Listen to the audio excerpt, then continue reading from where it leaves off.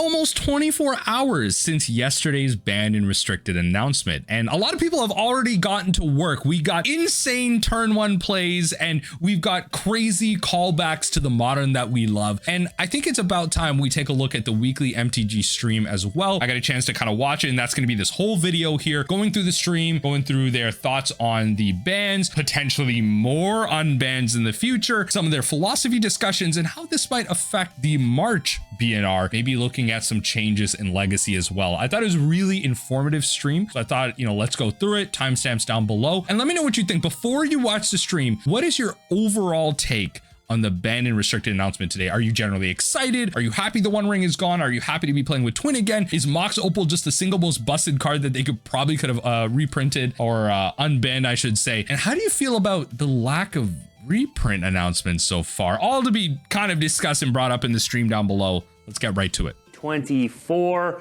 And of course, we saved a doozy for the last one. To say the least. To say the least. No news here. Click away. So yesterday, we dropped the latest banned and restricted announcement, and it was a lot.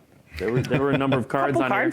Couple cards. But you know, unique to this one, we unbanned a lot of stuff, especially in Modern. So we're going to talk about all of the cards, both banned and unbanned, throughout this show. To do that, we've got Carmen and Dan here. Hello. And we're going to spend the whole show talking about the announcement we made yesterday. We're going to answer your questions. We're going to talk through every card, like I said, banned and unbanned. We'll talk through every format, whether there were changes or not, and we'll answer a bunch of your questions. So we're going to get to questions in a little bit, but when we do get to questions, it always helps me to tag at Magic, and don't do it yet. I'm not really looking for them just yet. Pop out shot. Oh, it's loading. So we're going to kick things off. We're just going to start. We're just going to go. And obviously the big news was Modern. So before we start talking about individual cards, this was a really big announcement for Modern. Yes, Talk it was. to us a little bit about how you were viewing Modern coming into this announcement and what your overall approach was. I think things were just in a really rough spot overall. It was something where it felt like players were generally pretty unhappy. Obviously, the metagame was not in a very good place. Red-white energy was everywhere, and the One Ring in particular was something where we had just seen its meta share rise since the last time that we were here a few months ago, and we knew that we were going to have to take some big swings to get it to a place both to make it more balanced and to earn back a lot of player sentiment, right? Yeah. We knew there were a lot of upset players, and we do actually care, right? You can Google us is funny, but we were players first before we were here. We care a lot about this, and we want to make sure that players are having fun. I think that's what's important. That sentiment. Yeah, I think Modern over the last year or so has ebbed and flowed, but overall trended a little bit downward according to like sentiment, what the metagame looks like, what archetypes are viable. You know, we had Nadu we had to take care of. We had some black-red Evoke decks that were terrorizing before that. It just hasn't been a very happy place. You know, we've tried our best with the bans that we've enacted over the last year or so, but it definitely got to the point where we felt like that wasn't going to be enough this time. No. Maybe taking care of certain cards that we're going to talk about in a little bit can move the metagame into a little bit of a better spot, but I think we all felt that, and the community spoke to, it just needs a jolt. It needs, what are those paddles you put on somebody? Yeah, Kickstart, I don't know. Paddles. Yeah, that's what we needed to do to Modern. You know, I think, my brain rot reminds me more of Battlefield 3 than it does like actual medical care. Which we tried to resuscitate the format. First, obviously, is the One Ring. We talked about this card during the last announcement. Rebans. We didn't do anything at that point, but it was clearly on our radar. We took action now. Carmen, you mentioned we saw the metagame share rise with this card. Talk about the One Ring. Right, so the One Ring is a card last time that we were here talking with you about our decision to preserve its spot in the metagame. We recognized that it propped up a lot of strategies that otherwise might struggle a lot with the One Ring. Yeah. These are things... Note that they mentioned specifically there wasn't a clear One Ring deck previously. Now it's Boros Energy. Where you have, 30,000 cards or something legal. And we want to make sure that more of those cards can be played with in one way or another. And it was a pretty big risk for us to preserve it, but we thought it was a worthwhile risk. And we're going to speak more to unbans later on, but us wanting to make sure that different archetypes are viable for different kinds of players. Basically, anyone can be a modern player is important to us.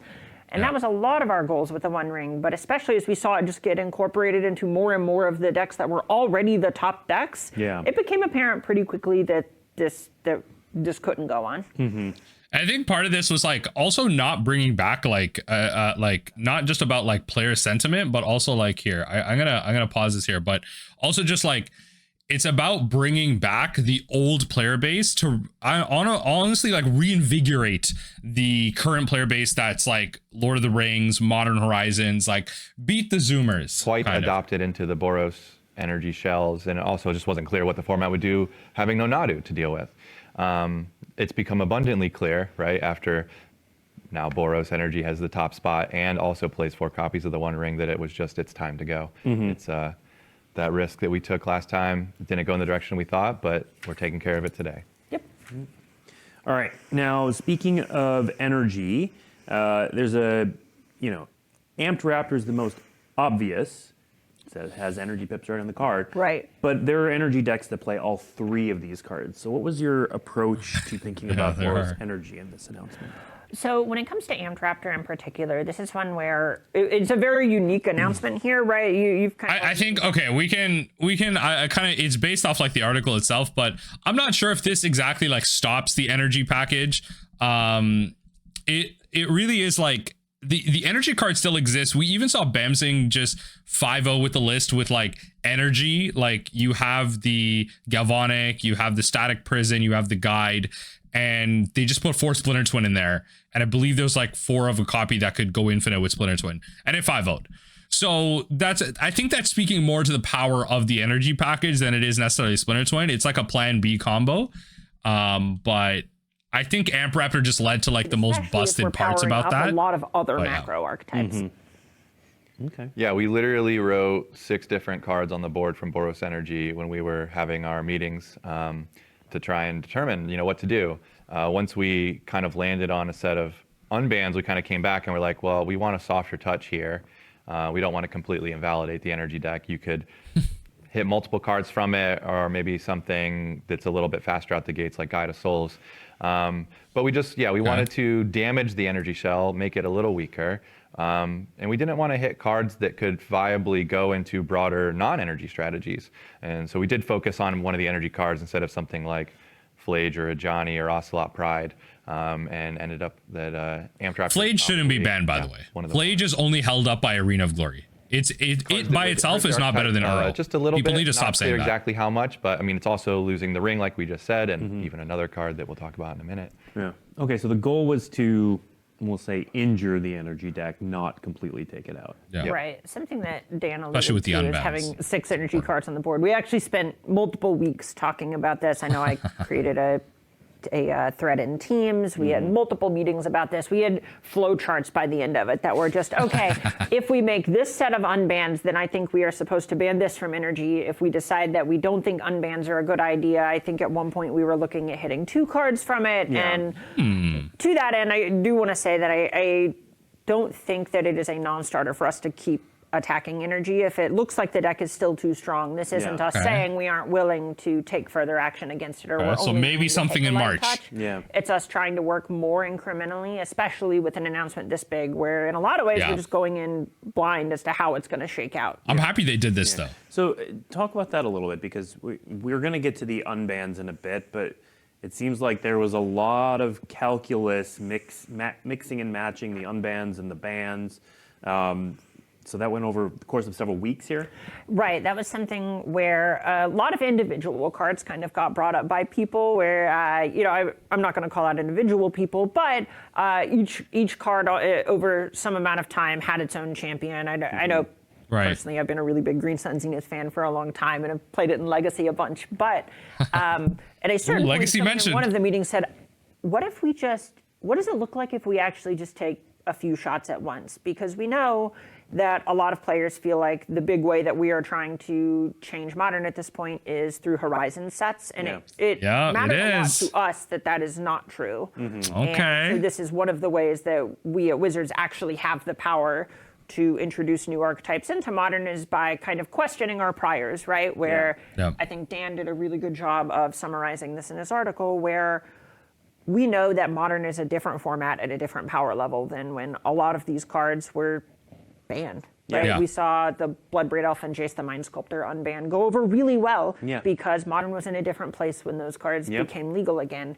And so kind of taking a more holistic view of the ban list was something that we really prioritized. And I think this is really important too, because it's not just about appealing to nostalgia. It's actually cleaning up something that doesn't become like a multi-page document. There are cards still on the Modern ban list that should be unbanned. What the hell is GT doing on the ban list? Like, that seems like a fair thing to be doing, right? That seems like a broken thing to be doing right now. What about like the Wildfire combo? Am I saying that right? Like the one where when you gain a life, you bring that card back, you pay 2 mana, deal 2 damage. Like, yo, just there's so many cards that could be unbanned. I mean, I don't want to keep previewing our spicy section, but yeah, I think we're really sympathetic to just the tone, and if people aren't having fun, it's our job to do something about Bring it back, shorten that ban list even more. It's all pretty much connected. So I literally made a video about how Mox Opal should be unbanned, and I even made a video about how Splinter Twin probably won't get unbanned. I was wrong on Splinter Twin, and I was right on Mox Opal. I tagged a bunch of people in that video. I replied to all of y'all. I'm like, yo,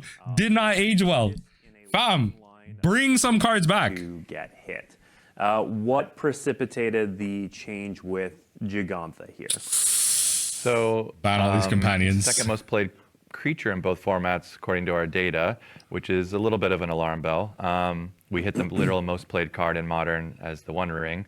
So we kind of look down the list, and also I think the overall tone of like, it's not an interesting deck building experience. Like, a lot of the companions require you to do something with your deck. You have to play all odds or evens or cards that cost 2 or less or whatever it is.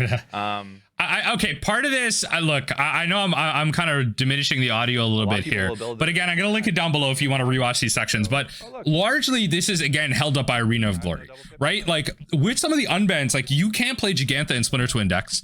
You can't play Jegantha in Amulet Titan decks. You can't play Jegantha in Kozilek's Command decks, I believe. Right? Yes. There's a lot of new cards entering the format where you cannot play Jegantha the Wellspring.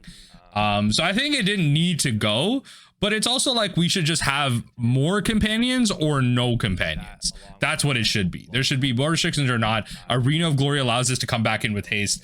You pay 5 Arena of Glory haste to get your 5 back. It's a free creature once you put it into your hand. So every game, but like when it does happen and you both are top decking, it feels pretty terrible that they just got this free piece of cardboard for no work in deck building. And so I think for those reasons we were ready to hit it. We're excited to also take a couple percentage points off of Energy's win rate. Like we said, we don't want to like nuke it into the ground, but taking a couple percentage points off is kind of the goal. It should do that a little bit. It's not as big a problem as in Pioneer, but guess what? We're not going to stop printing new Magic cards that have 2 red pips in them or whatever. So it just will become a problem, we believe, and we thought now was a good time to hit it, despite Pioneer being in a relatively healthy place after the last set of bans. And in a lot of ways, I think it's something that I'd refer to as more of an environmental issue than a rate one. So Luris is an example of another companion that we've had to ban because it was just too strong. Right, that was one that we saw adding a ton of percentage points in a bunch of different matchups, with most of the deck building costs being play the cards that are already the strongest ones. Still taking over Vintage, by the way. Issue is that it makes deck building exploration a lot less fun for a bunch of players, and Pioneer is actually a great example of this, where even though there is not a deck that is as dominant as, say, Boros Energy, which you could ascribe a lot of the blame in Modern for Jegantha showing up, in Pioneer, it's just that it shows up a ton of different places, and especially as we balance cards for Standard in a world with Llanowar Elf, something that we are doing is finding ourselves putting more pips on cards to make you able to cast your 3-drop on turn 2 a little bit less consistently as a balancing knob, but that hurts their viability to show up in Pioneer, which is somewhere we want players to feel empowered to try out cool new stuff. They want to direct from Standard to Thing Pipeline. Okay. Our nice little side jaunt through Pioneer there. Nobody care about that format. Get out of here. Modern and Yes. talk about the unbanned cards. Ooh, baby. These are some doozies, so we're gonna take them one by one.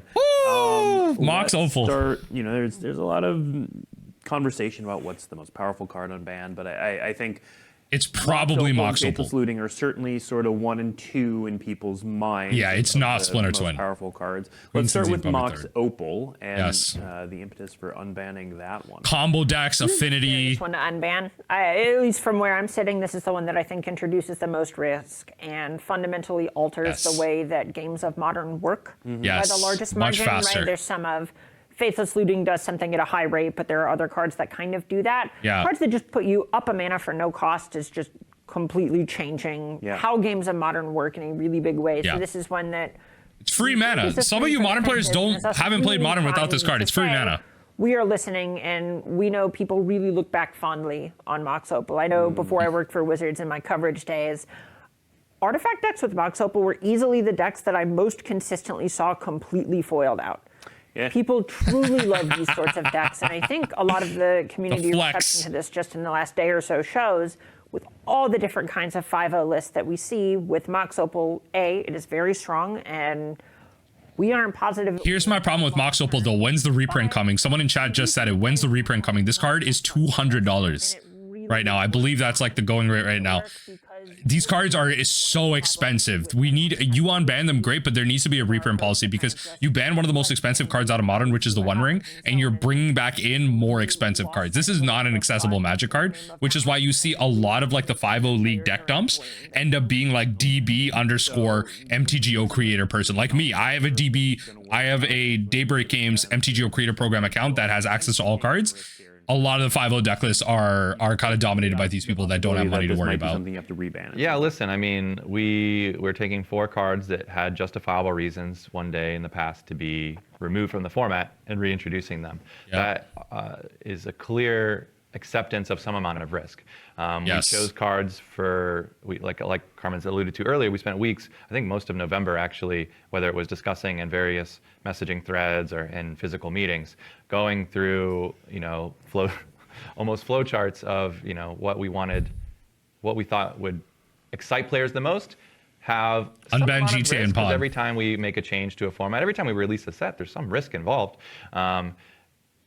And we landed on these cards. I think Mox Opal is one of the most hype cards we could have removed from the ban list. It goes in so many different strategies. It doesn't just create kind of like one deck, right? There's Hardened Scales, there's Lantern Control, there's like Asmo Food, there's Breach decks. I mean, I don't even know if I can count how many decks there are. You said just from yesterday alone, we already have 5 different decks, 5-0ing the event with Mox Opals in them. But yeah, of course, this is a risk. And we're really excited to analyze what you all do, how you react. Like, they're not afraid to reban this, but again, y'all new modern players don't know how insane this card is. Yes, you need to be playing more artifacts. Yes, you need to get more out there, but there are so many free artifacts, so many cheap artifacts. This card is you can get this off of Urza Saga.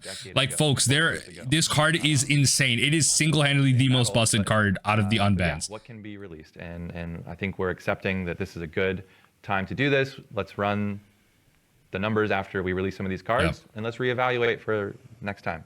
And something I want to touch on is that for the most part, the cards that we unbanned each represent a macro archetype that has fallen off pretty hard in the last few years. So artifact decks are something that we've really tried to add additional power to in Modern Horizons 2 and Modern Horizons 3. And ended up just being Modern Horizons 2 did an okay job of that, right? We saw the Hammer Time decks pop up a little bit on the back of Urza Saga. Hammer Time playing this probably. But I would say we completely missed in Modern Horizons 3. I don't think we took any swings, quite as big as Urza Saga, but a lot of counterplay has been introduced in that time as well. And this is something Dan touched on in his article, but Wrath of the Skies, Meltdown, these are things that even see play in Legacy sometimes as the best ways to counteract. Meltdown is going to be a really good sideboard card. It's really easy to say, oh, this is strong because of this, but it's really hard to tell once people get to play sideboard games, once they have to play whole events, say the challenges on Mikko on the weekends, the upcoming regional championships, once it's open deck lists with sideboards, etc. It is much harder to tell if these decks are simply going to be some of the stronger decks in the environment or more than the environment can handle. Mox Opal decks will definitely be top. Really interesting about some of these unbans is the number of answers that we've printed in the time sense. Wrath of Sky's Meltdown being 2. Yeah, there are a lot of answers, but even with the answers, Mox Opal makes these decks so fast. I am like 95% sure that top 5 decks in Modern, 2 of them at least will be Mox Opal decks. Combo or Affinity or not, 2 of them will be Mox Opal decks. In a couple of these. So let's talk about Faithless Looting next. Oh baby, bring it back. Faithless Looting is obviously pretty big. Make Surgical Extraction good again. I think Faithless Looting is one of my favorite cards of all time, personally, but it's also just the type of thing that propped up a lot of decks that people really enjoyed playing. I think Arclight Phoenix might be one of the most beloved. God, I hate Arclight Phoenix players. Y'all trying to make some of them like the worst archetype work. I remember that deck being fairly dominant in its time, but most people going, it's pretty cool though. Yeah. Right, and eventually, especially with Hogek and the like, Faithless Looting ended up going with it, but a lot of the questions around Faithless Looting to me boil down to what is fun to be strong, right? Yes. So much of what we're doing is not just trying to bring back Dredge. Make sure everything is winning exactly 50% of its matches all of the time, dual decks Grizzly Bears versus Bear Cubs, but a lot of it is much more in the vein of making sure that if something is strong, it is something that players are having fun doing, and whether it was Arclight Phoenix, Prized Amalgam, Young Pyromancer, Goryo's Vengeance, whatever it was Faithless Looting was doing, for the most part was cool. And we have introduced some really powerful hammers against stuff like that in the form of Endurance. You said we're going to talk more about free spells. I know that's something that has been backbreaking against Faithless Looting decks whenever I've tried to play them in Legacy. And seeing us taking the risk to see how it will go, I think is a worthy experiment here. Yeah, the strategy we invoke to release like Mox Opal is pretty similar to the strategy that we're justifying Faithless Looting's Unbanned. We haven't seen a lot of artifact decks in recent years, despite us actually trying to get them to work. So okay, let's get that sort of macro field of archetypes into Modern again. Sort of similar with Graveyard, though I think we've seen a bit more. Goryo's Vengeance has a decent chunk of but that's combo deck that still works. Like blue, black, frog, Oculus decks is a graveyard deck. Maybe they can toy around with this, but it doesn't seem like it slots. No, Murktide decks aren't playing this. Maybe. We'll see. But let me get this straight right now to all of you. This card is not card draw. It is card selection. You spend 3 cards. You lose 3 cards. You draw 2. Okay, you lose the Faithless Looting, you discard 2 cards, and you draw 2 cards. It is card selection. You are feeding your graveyard. Murktide Regent does not want to do that. Frog does not want to do that. You need card draw. You need to be even or positive on cards to be playing decks like that. This is graveyard strategies. You are feeding your graveyard intentionally. On turn 1, you Goryo's. On turn 2, you do busted things. You on turn 1 put stuff in your graveyard. You continue to dredge from there. Like, whole archetypes are being reborn because you have a turn 1 option that's absolutely insane that can then become a turn 3 option later down the line when you flash it back. We were talking about these unbans. Aaron, Forsyth asked, so what do we think Faithless Looting does? And I snapped off. I think it mostly a Mass Orcs too. That got a laugh. And then we actually talked about it. But it's just, there are a lot of things that interact with these cards in ways that I think the Orcish Bowmasters appreciate or even estimate what is going to happen. But what we are positive of is that it is going to let players build and justify building certain kinds of decks that they previously couldn't, which is really the goal of a lot of these bans. It will bring back a ton of decks. In case you didn't know. All right. Took me a second. Next up, let's talk Green Sun Zenith. I think, if my memory is correct, this is the card that's been on the list the longest. True. 2000. I think. A lot of people scared about this for Titan. With Blazing Shoal, I believe. It was. Yo, also bring back Blazing Shoal. Right after the debut. Hey, yo, there's so many cards on this list that could come off. Glimpse, Blazing Shoal, GT. What brought this one off? Green creature decks, not at their best. I know Yawgmoth has shown up a little bit. It's not clear if Yawgmoth would be able to adopt that card. I know there have been at least one. There was at least 5-0 list. 5-0 list with Yawgmoth. That didn't end up playing it. It's hard to tell if that is the quote unquote the truth or if it is. Yeah, you need some more time. But it not being able to get some of the more important cards in certain matchups: Agatha's Soul Cauldron, Yawgmoth, Orcish Bowmasters. not clear if they're going to play it. Remember that this card tutors for green creatures. I know Amulet Titan is something else that is likely to adopt this, but they did also lose the One Ring, so I think the team is not positive if it is a net positive or net negative in terms of power level. It's likely more consistently. Do those decks go back to playing Card the Great Creator? Do they play Green Sun Zenith, spend 7 mana to grab a Titan? Anyway, or some of this is wanting to make sure that as we pull the One Ring out of the format, some of the... One of the things to note is that this opens up so much creature toolbox too. Like, you have to think of cards like Collector Oof that become much better in a Mox Opal format when you can Green Sun Zenith for a Collector Oof, which is a legitimate line that happens in Legacy all the time. It's a legitimate line. You tutor for, you main deck your hate pieces and you can tutor for them.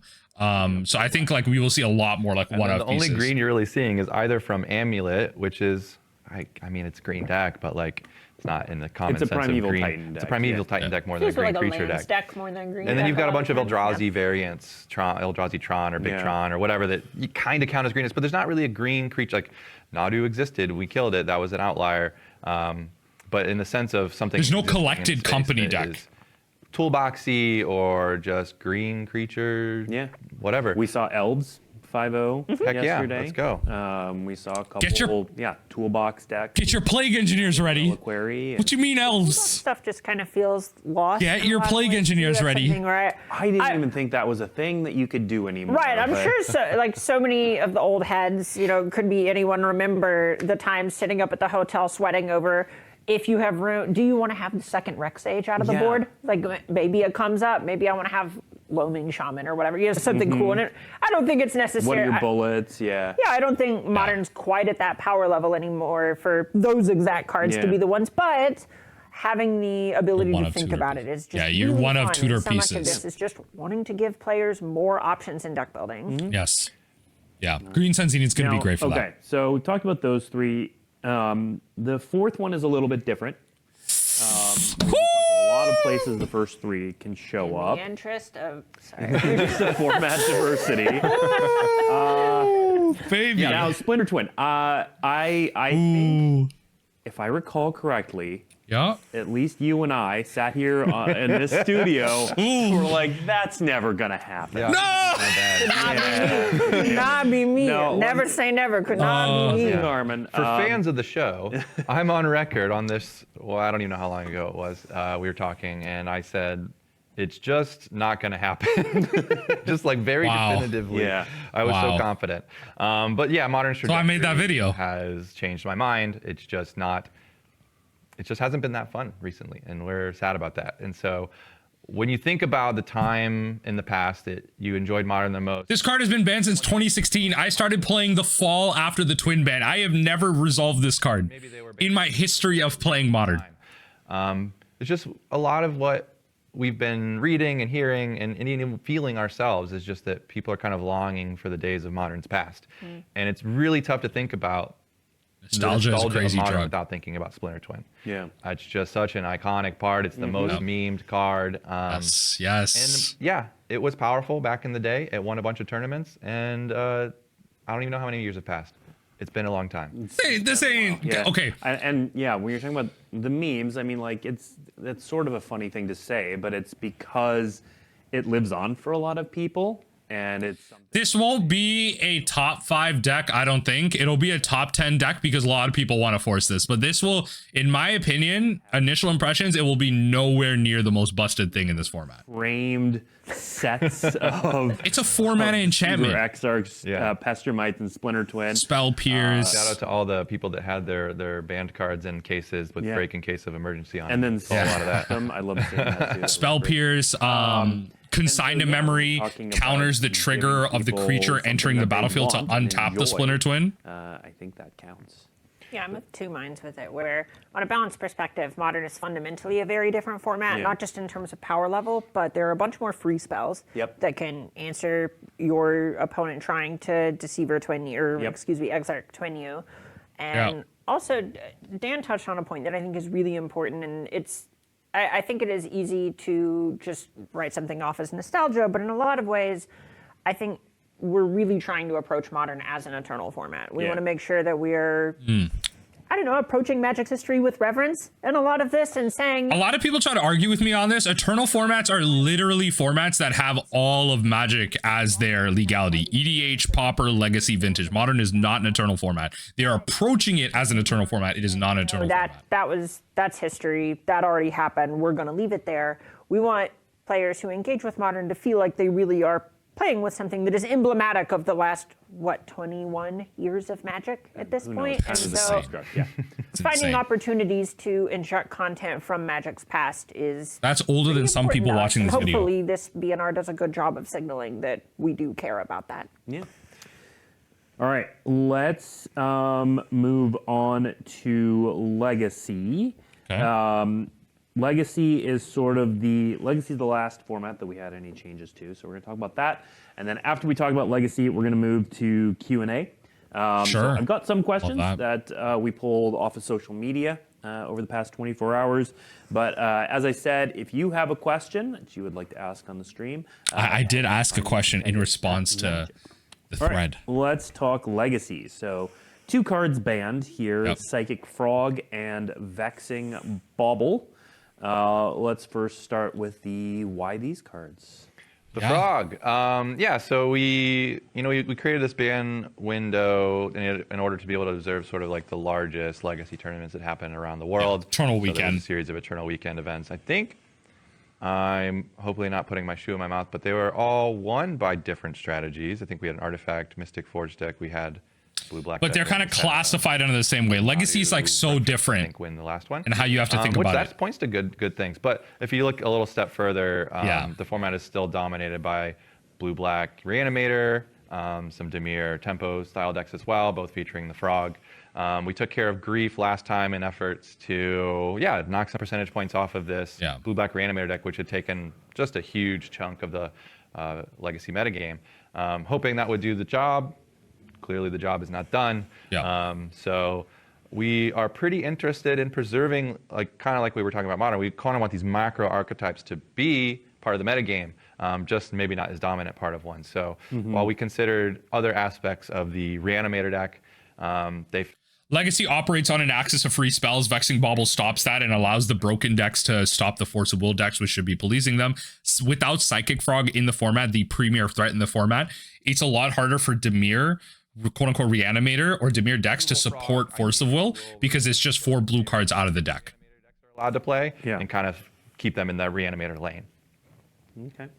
All right. What about Vexing Bauble? Vexing Bauble looks like a strange one to people who aren't familiar with the Legacy. Yeah, this one's it's so nuanced. We took this one out of Vintage last time we talked. What it was doing there is not quite the same as what it's doing here, but kind of essentially the goal of Vexing Bauble was to stop unfair things from happening. However, in Legacy, the thing that stops unfair things from happening are like Force of Will. And this stops Force of Will. And so when we started to see at least 3 different sort of permanent-based combo decks using Vexing Bauble as sort of a proactive way to get their move off, whether that's Painter Grindstone or Mystic Forge and Painter is kind of like a fair deck that has an unfair plan B though. Like it was going against kind of a fair deck. Needed to be true about Legacy. We don't want it to be just mono combo all the time. It should be pretty diverse. Like we want that in all our formats. And people don't understand that. Like Force of Will and Daze are literally free spells that act in a fair way to be a police. The unfair decks with the history of all of Magic can choose to do slightly less unfair things and use Vexing Bauble to stop what's policing them. You can't have Vexing Bauble there. The status quo is way different. Free spells need to exist in Legacy. It changes your artifact strategy while protecting you. So yeah, just too much coverage. Yeah. Now there were questions, and here I'll dip my toes into some of the questions in chat. But I saw this online as well. There were questions like, hey, from the Legacy community, like, hey, you took this big swing with Modern. Why not take another big swing with Legacy? There are things that they think could come. A lot of cards could be unbanned. Legacy. Was there any? Shout out to the Eternal Glory podcast. Listen to that earlier this morning. Well, I think when you're taking, Carmen did make this point earlier, when you're taking compounding changes, when you're making multiple changes, whether it be across formats or in a single one, each one introduces another percentage or 2 of uncertainty. And so we've taken a big swing in Modern here. We really would like to see that play out in the real world. Say it doesn't work out, right? That's a possibility. We'll fix it. if we did that in both formats and neither of them worked out, like that's probably a worse situation to be in. I think we, with some confidence, made some changes to Legacy to push it into a better spot. It didn't seem as in a dire spot as in Modern as well.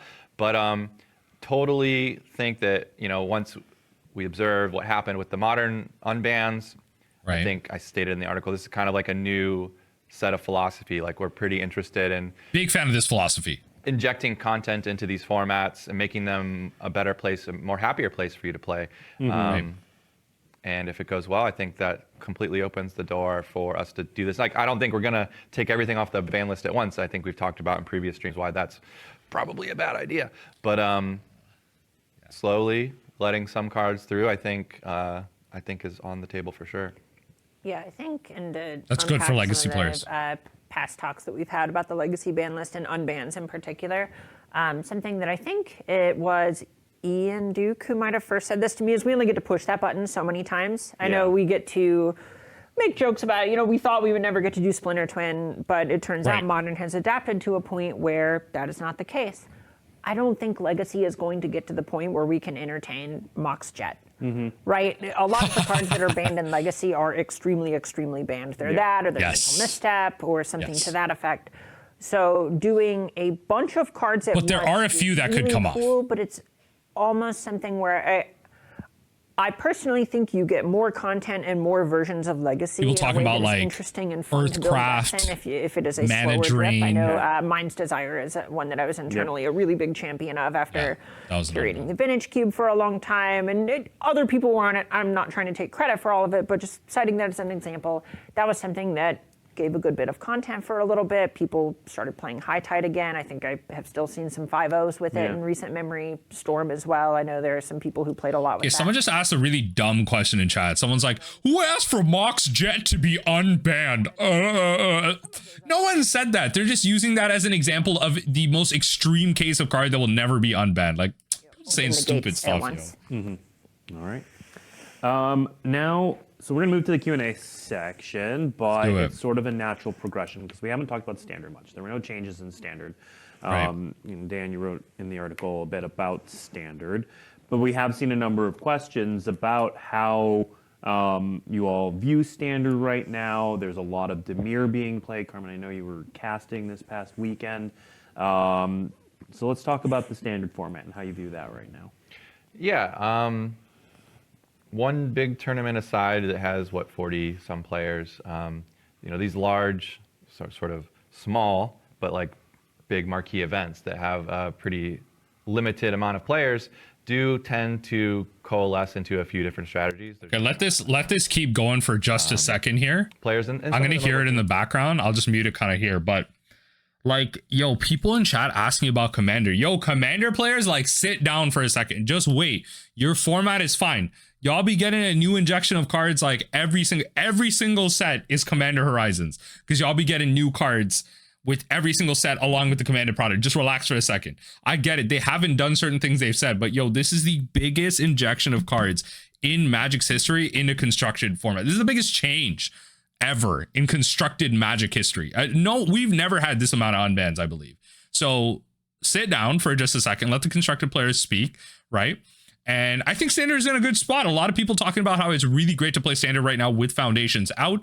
But like in general, touching back on the Legacy stuff, I'm happy to see that they're open to doing more changes later down the line here. If they find success with Modern, they might do some unbans on Legacy, and I think that would be really interesting.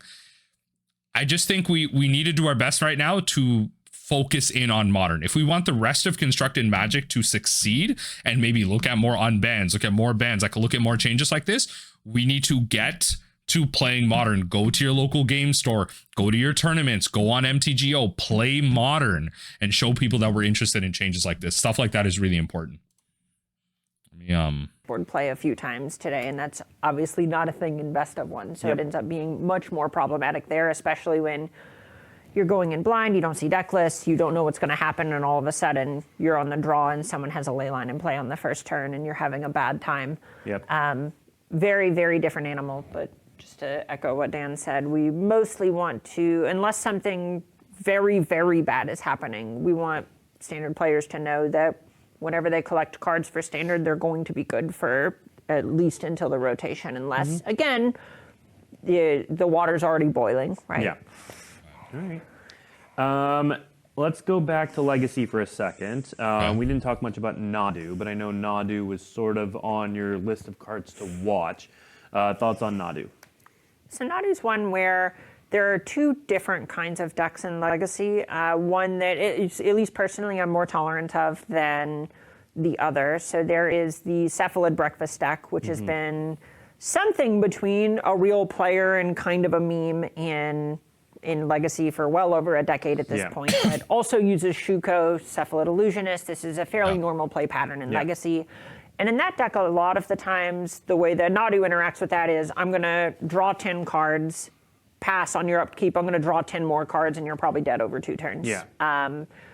It's not necessarily the best play pattern, but it is something that is more in line with what Legacy's been able to tolerate. There's some weirder play pattern stuff that we normally don't let you do in Legacy, because Legacy is sort of a no-holds-barred place where you get to play with Wasteland and Daze and Lion's Eye Diamond and so on. On the other side, there is a more combo-y than that version of Nadu that is closer to what we saw in Modern with a bunch of Gaia's Cradles. It's way more green-based. It also uses Spring Heart and Antuco to loop a bunch of cards out of its deck. And that is one that is taking 10, 15-minute turns, is very hard to manage the battlefield, is bad for playing in paper tournaments for logistical. It's a card that notably got around Vexing Bauble pretty well, too. That is fairly problematic and has looked very good, but it is hard to tell if it is because it is new and people have not yet adapted to it, or if it is because it is truly that much stronger than what other people With Vexing Bauble gone? In the world where the Bant deck continues to dominate and show up a bunch, I don't think Nadu is long for this world. I'm not particularly protective of the card, but it is very hard for us to create new content for Legacy.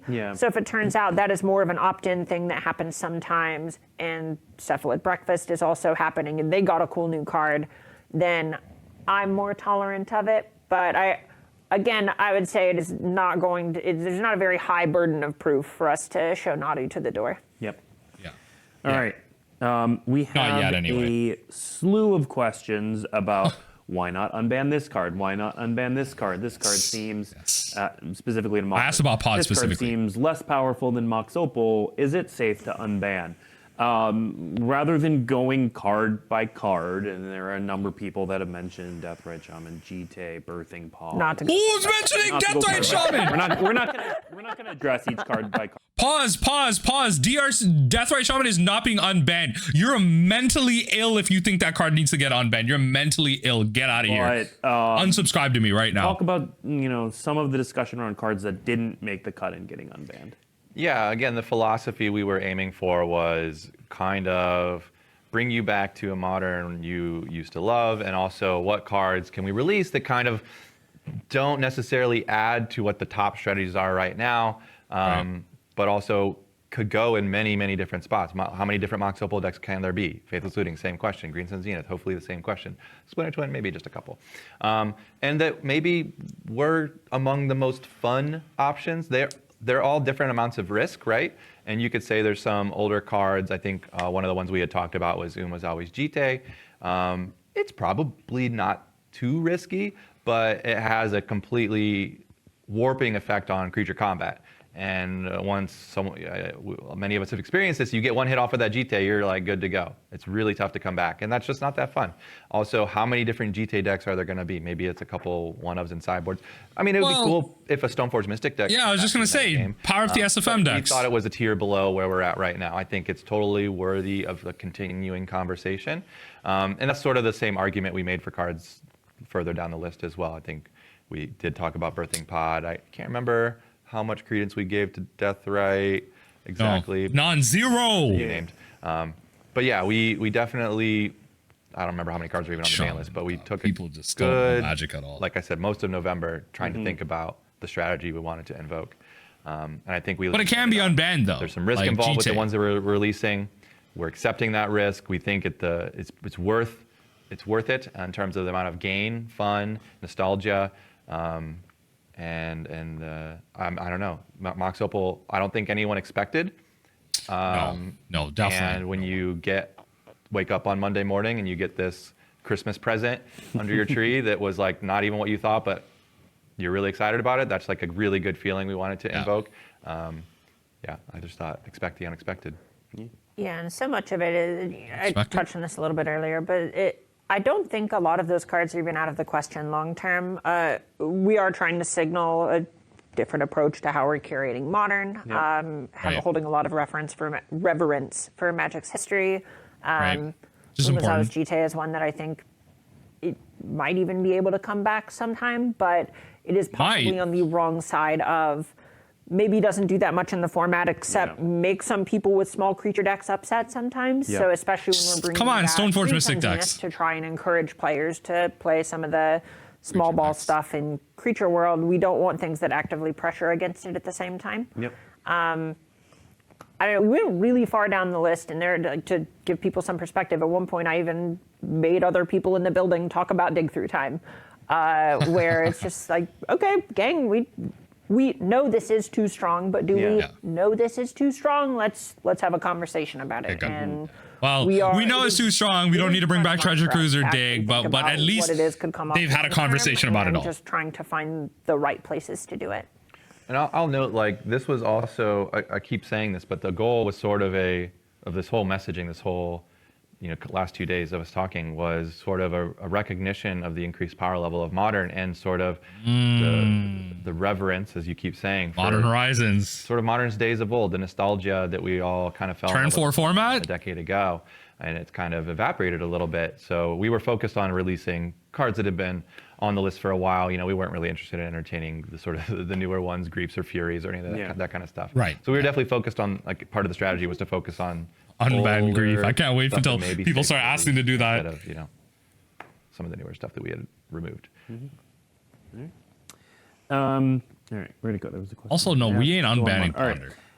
So we've talked about the chance that we may have to reban cards if they don't go right, but what about the flip side of that? So this is the question. Is there a chance that green creature decks don't come back, they get further help from things like Glimpse of Nature or a Bowmaster ban? Yeah. Totally. Glimpse of Nature was actually on our short list. Unban it! It's the same reasoning why we talked about Nadu a little bit earlier. It's just like glimpse turns often take quite a lot of time. Yeah. That's a pretty, it's fun for that person, but I wouldn't call it net fun. Yeah. I know we've talked about fun a bunch of times. He wouldn't? No, we wouldn't call it net fun. Okay. See, exactly the point I'm trying to make is fun is subjective, but we have to kind of look at it holistically a little bit and make it like everyone's got ban Bowmasters, make card draw good again. But yeah, just the play pattern is not super ideal, and it wasn't on the. It's unbannable. I get it. They don't want to completely help a bunch of green creature decks like too much. Judgment too, which is quite subjective. There will be diehard fans of elves and Glimpse, and hopefully Green Sun gives you a little taste of that. But like without like Gaia's Cradle and stuff, like is Glimpse really that good? Green creature decks. Maybe that's next. We'll see. Yeah, we're always looking at this stuff. We have a bunch of people who really like playing Modern. I know most of my own Magic collection is because I like to play Modern a lot. So these are things. You really get into Unbans in March. On the short list, but kind of on the wrong side, like you said, of play pattern versus net fun that it could introduce. I don't know. It sounds like it's on the wrong side. It sounds like it's pretty close. Actually, be fine. We're not 100% sure, but like you said earlier in the show, there was a 5-0 list for elves already in one of the deck dumps. Yeah. All right. I have seen a number of questions about Commander, so some clarity on that. The Commander group is hard at work, doing their thing. They are not going to be, as of now, of course, we may figure out timing later, but so these BNR announcements are tied to tournament format. So that's why we've changed the timing to align more to our tournament schedule. And the Commander ban list is not necessarily going to be tied to that. So we're gonna be these BNR announcements, the ones where we announce the next time and we blah, blah, blah, are not going to be the same as the Commander announcement. Now, we may come to find that the cadence works or whatever and bundle it all. We're always learning. That's why we've changed it. A lot of people talked about how, though, we're figuring stuff out. Yeah. Yeah, but that attaching the legacy banning restricted announcement to an RCQ season doesn't really make sense, because although legacy is an official format, it's not part of any Pro Tour or RCQ or anything. So we don't have anything to announce. You could probably maybe change that, but certainly in 2025, we will talk more about that. Next up, let's see. Cross off. Commander. Get out of here. We've asked this question before, but it's certainly more relevant now than ever. Why not restrict the one ring to one per deck rather than the ban? People just want logistical nightmares in their formats. Yeah, that was a definitely discussion topic during this most recent last month or so. Yeah, it's cool. It's flavorful. It does solve like, oh, there should only be one. There's only one in. Well, there's like, I don't even know, a dozen rings in the IP, but like anyway, there's one ring. I don't know how many rings there are. There's one Navi. But like, there too. Like, it does also continue. Go on. Ironically, the restriction does solve some of the play pattern issues where the player resets the burden counters. But one ring is used in a decent chunk of Karn decks too, which now can find their silver bullet pretty easily. Modern is a primarily competitive format. I think two things. A, the messaging of just like it's 0 or 4 is much easier than it's 0 or 4 or 1 sometimes. Yeah, it is. But if you're entrenched in the Modern, you'll probably be pretty up on the ban list and the intricacies of it. But also just like, I think people are kind of sick of being ringed. That you've gotten ringed for the last 18 months, and it's just, it's overwhelmingly the sentiment. Crazy that it's only been a year and a half too. It should go with the ring, not just kind of go. There'll be a percentage of games, if it were restricted, that come down to the player ripping that one of one ring, which is going to feel a little too probabilistic for, I think, a highly competitive format. So yeah, well, I think a lot of Commander players can speak to that as well. Games feel very different from that one player ripping restricted cards. The emotional experience is so different. Where it's like, I mean, they have 38 one-ofs. Yeah. They're going to draw some of them. That's just how it works. And next game, they're going to draw some different one-ofs. When there's only one card in your deck that is a one-of, it is just so much different and can feel much, much worse. And that was something where I think, because of how many... When you get got by the 2 of Spell Pierces in their list, last card in hand. I think that would just even put a multiplier on what is already a negative feeling. Yep. All right. Okay, I've seen a number of questions about historic and timeless.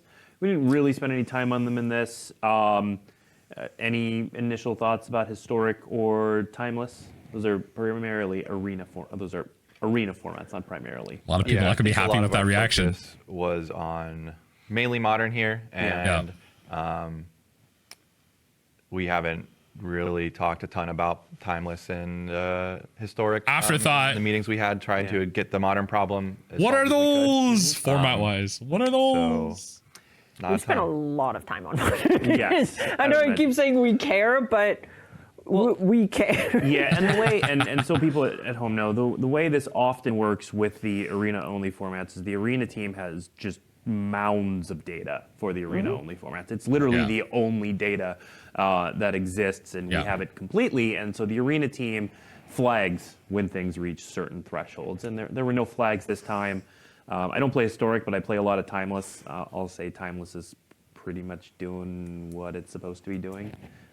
It's a place to do busted things, like the fact that like Oko is not even really that playable either. But otherwise, it's there, but it's not the most busted thing you can do. It's got to be a cool card to be strong, right? That's one of the ones that I feel so many people walk into their LGS and are just like, Dark Ritual does what? Yeah. Yep. You play that format to do the you do the wildest things you can do, right? So well, the wildest things you do are in vintage, but it's like a feeling of vintage. And that's how people like it. All right. The words of my friend Dave. In Magic, sometimes bad things happen to you. You need to experience the bad to appreciate the good. Yeah. Let's see. You need to go dark. You need to get Dark Ritual him Thoughtseize to experience arena Magic. only formats get bans outside of these windows? We'd like to not. We have in the past. They're committing to the timeline. Arena only announcements when they've been, very specific to arena only formats. Right. We did, and then of course Alchemy gets, adjustments to cards on different schedules, but we try to keep things on the schedule. And there have been a number of questions about scheduling. I've seen a few questions, especially with so much change in Modern. there have been questions like, okay, Modern's been in a bad place for a really long time. You've made a bunch of changes. We don't know exactly how this is going to go. Could we have a faster cycle to look at Modern? Any consideration there? This new sort of cycle where I would say maybe, was it 2 announcements ago? We sort of locked into a certain cadence that we wanted to try. It was a new thing. Previously, we'd had a window after every set's release. We noticed that maybe a decent chunk of the sets don't impact a lot of our older formats that need the most maintenance, but also it's a scheduling nightmare, to be honest, with set releases, RCQs, RCs, Pro Tours, all your smattering of other types of tournaments, to try and disrupt the least amount of people's time and testing and events. And maybe that's because we're releasing too many products per year. I'm not saying the current cadence is perfect or anything, but it was the thing that was going to avoid the most amount of disruption possible while still getting us in about a 3-month-ish time span to gather data. Yes, sometimes we can read stuff on the internet and it is true that we should take action, but sometimes it doesn't reflect the same in the data, and it's just sort of like these little spheres of conversations. And so we do want to give ourselves ample time to collect enough hard data to act appropriately, but also there are times where, maybe 3 months is too long. And so I'm not saying we have a perfect system right now, but I think we're going to keep playing, going forward with that until maybe we'll come up with a better idea. But I think for now, until you hear further, we're going to stick to aiming it right between the RC seasons. All right. Right. Okay, we're going to go with one more questions. We're just about out of time, and this one's directed directly at Carmen. Ooh. Yippee! All right. So you've gone through a lot of the Modern builds. You're a big Modern fan. What is the best twin build? Oh. What's the best twin build? What's the best twin build? Definitive answer the question, what is the meta right now? Look, buddy. What is the best twin Here's build? the thing. We just banned, I was joking before the show, we just banned a red 2-drop from Red White Energy and a 4-mana non-creature spell. You can just add a brand new 4-mana non-creature spell that happens to be red or white, and then Fear of Missing Out from Duskmourn, which is a 2-mana red creature. I don't know if that's the best deck, but it's probably where I'd start. That's literally what Bamzig did to 5-0. They took the energy package, replaced Raptor, replaced Ring. My research yesterday, watching y'all play, and I was blown away by just the replacement, direct replacement for the energy deck. I was like, well, I don't know if this knocks enough percentage points off of what we were hoping, but FOMO plus Twin, cool. Village Bell Ringer. FOMO plus Twin. I think it would be sweet. I mean, okay, so obviously it is too strong, it would not be sweet. Fear of Missing Out, by the way, for anyone wondering. If the thing that is strong to do with Splinter Twin ends up being a standard card, come on. Yeah. Come on. We couldn't do that on purpose. That is sick. That is good. I think that's what a lot of people miss about Modern, is feeling like there are new things they can do outside of a Horizon set, and having something that hits the mark with something that's also old and familiar, like that. Yep. That's what Eternal formats are about. Come on. Come on. Exactly. I will go with one last question. There are a bunch of questions about reprints for these cards now that they're unbanned. One, that's not a consideration. Generally speaking, we aren't unbanning cards in order to get them in reprints, but it certainly moves them to the list, I would assume. We need to reprint some of these cards, though. Putting sets in the future at some point. Yeah, I mean, we do look for opportunities to reprint cool cards, especially in Standard. It's always really fun when some old nostalgic card can be put into Standard. Yeah. But yeah, we came at this directly from a how to fix Modern standpoint, not from a what cards can we put in what products standpoint. So yeah, could we, will we, maybe, I don't know. But I think that wasn't where our head was at the time of trying to figure out what cards to release. Yep. But yeah, I mean, fair game now. We don't like to generally put banned cards in products. Yeah. So just naturally, I think maybe we'll look for places where those cards can fit. Great. I mean, in so many ways, I just think, I don't want people to think that we're just unbanning stuff for the sake of monetization or something like that. Yeah, this is something where it really is us trying to be. How are they monetizing $200 Mox Opals off the secondary market, right? They need it. The monetization I don't is the know reprints. everything that is coming out in the next however many years in the future we have locked in, but these decisions were made agnostic of any of that. Yeah. All right. They don't know that is all of our the hundreds show of for cards. today, and our last show for the year. Thank you for tuning in. Thank you to producer Sean. We cannot do this, Sean. We cannot do this show without him. There are a lot of people who help out with the show, but producer Sean is the beating. Well, okay, we'll kind of end it off there. Merry Christmas, happy holidays to the Weekly MTG folks. I'm excited to see what we have out in March, potentially some unbans coming down the line. Thank you, producer Sean, of course, as they were just mentioning.